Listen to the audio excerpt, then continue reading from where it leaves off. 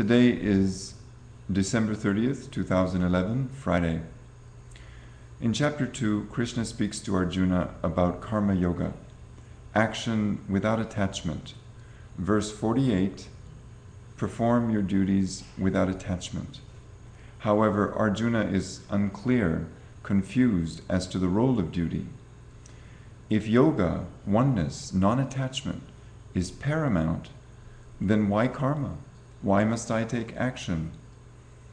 Krishna, the source of innermost wisdom, speaks to Arjuna about the importance of karma in yoga, about the importance of duty in non-attachment.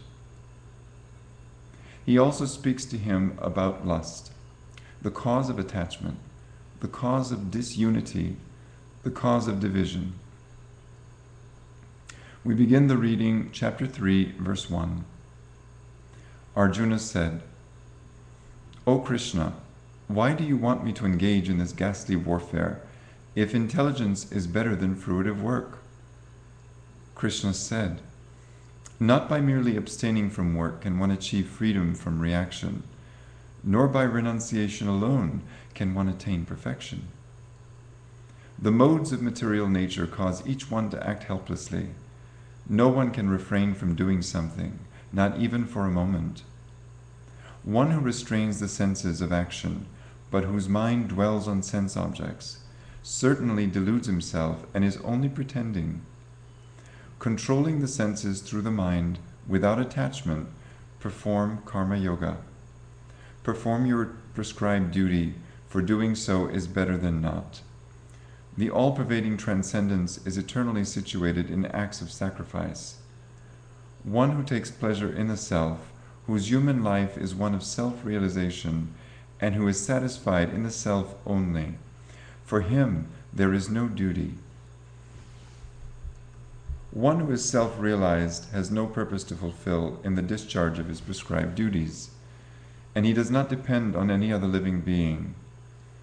Without being attached to the fruits of activities, one should act as a matter of duty, for the one who acts without attachment attains the supreme. Whatever action a great man performs, common men follow, and whatever standards he sets by exemplary acts, all the world pursues. As the ignorant perform their duties with attachment to results, in the same way, the learned perform theirs, but without attachment, thus leading people to the right path. The learned should not disrupt the minds of the ignorant, attached to the fruitive results of prescribed duties.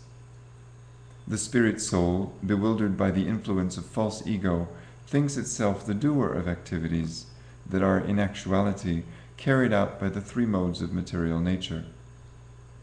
One who is in knowledge of the absolute truth does not engage himself in the senses and sense gratification, knowing well the difference between work in devotion and work for fruitive results. Bewildered by the modes of material nature, the ignorant fully engage themselves in material activities and become attached. Even a man of knowledge acts according to his own nature, for everyone follows the nature he has acquired from the three modes. What can repression accomplish? It is far better to discharge one's prescribed duties, even though faultily, than another's duties perfectly. Arjuna said, O Krishna, what causes one to act sinfully, even unwillingly, as if engaged by force? Krishna said, lust, born through contact with the material mode of passion, is the cause. It later transforms into wrath. It is the all-devouring sinful enemy of this world. The senses, the mind, and the intelligence are the sitting places of this lust. Through them, lust covers the real knowledge of the living entity and bewilders him. Therefore, Arjuna, best of the Bharatas, overcome lust in the very beginning by regulating the senses, and you will slay the enemy of self-realization.